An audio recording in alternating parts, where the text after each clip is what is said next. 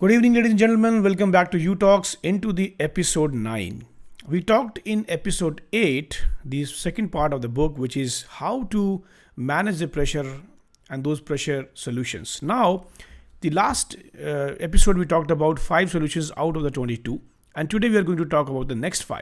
So, in the last 5 solutions, those of you who have missed and not seen it, you can go back to my post and you can check that. But just to summarize, we talked about how to befriend the moment, how to consider any opportunity as one of the multiple opportunities, how to downsize the importance, how to focus on the mission, and how to anticipate the unexpected. Now, today we are going to talk about the next 5 important things. Now, you can see that many times it happens that we give our best to a situation and we lose. And when we lose in such a situation, we always feel probably I was a little bit more worth than this. And what we do, we always say, can I get another chance? Can I really get another chance to do it again?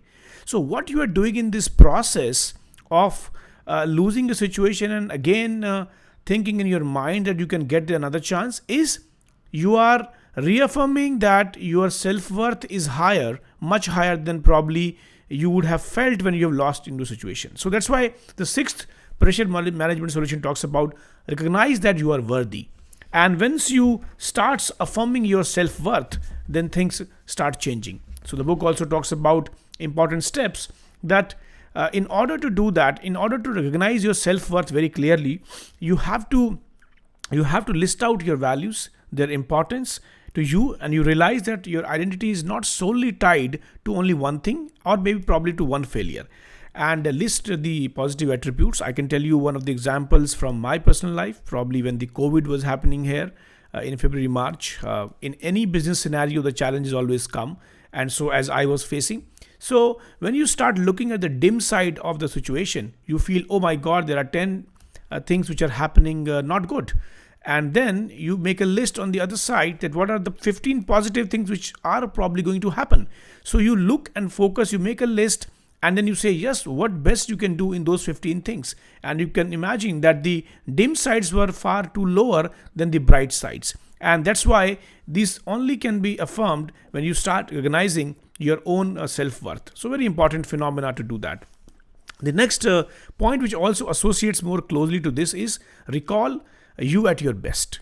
When you are in pressure situations, you have to flash back to your previous successes. And why it helps is that it actually creates a positive atmosphere.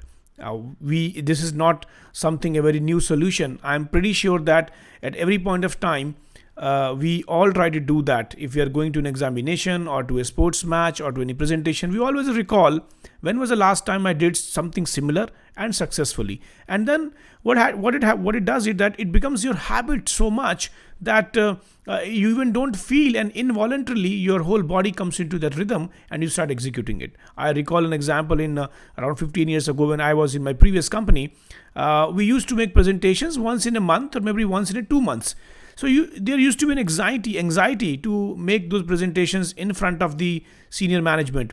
But when I come to the new company, probably every day I was making 5 or 6 presentations in front of the customers. So what it happens is it hardwires you so much that you are always at your best. And when you recall something at your best yesterday or day before yesterday, the pressure starts receding away and you become more immune to certain things.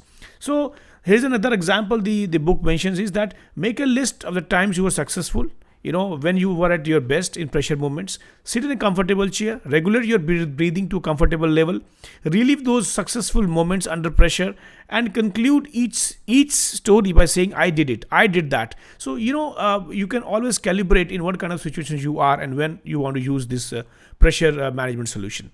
The third important thing which comes out is the use your positive GPS system.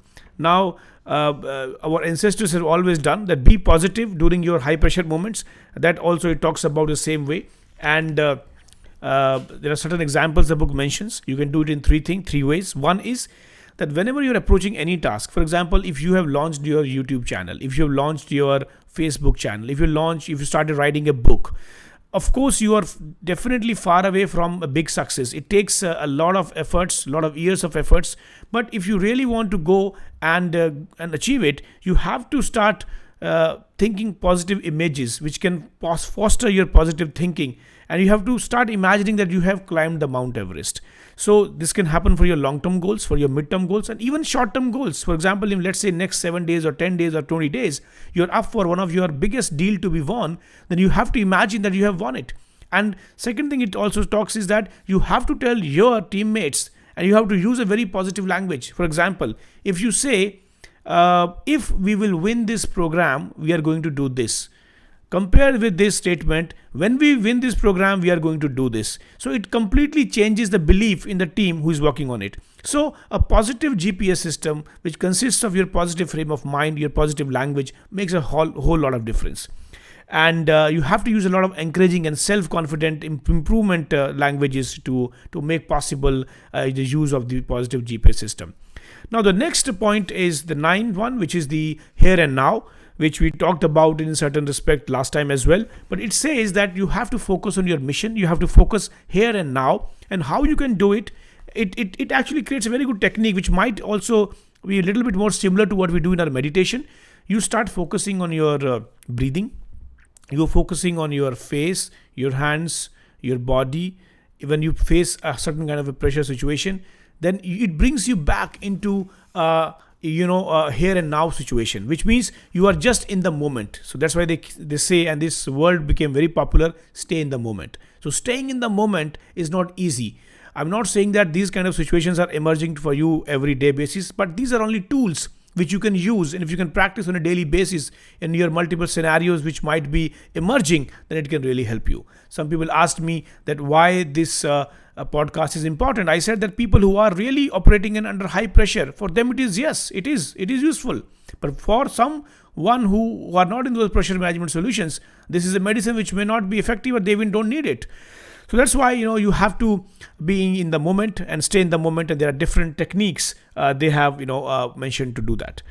Then the 10th point which we're going to talk today in this episode 9 is be a control freak. Now what does it mean? It means that whenever you are in a pressure situation, you have few things which are under your control, and you have few things which are not under your control.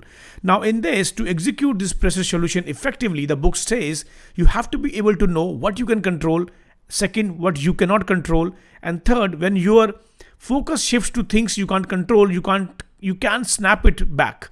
So this is a very important point, because in any pressure situation you have to make a judgment that which areas you're going to focus. So it also gives a very procedural step that sit in a comfortable chair, practice this 3 to 5 minutes every day, identifying an upcoming high pressure scenario, list the factors involved that you can control, list the factors you cannot control, visualize the high pressure moment.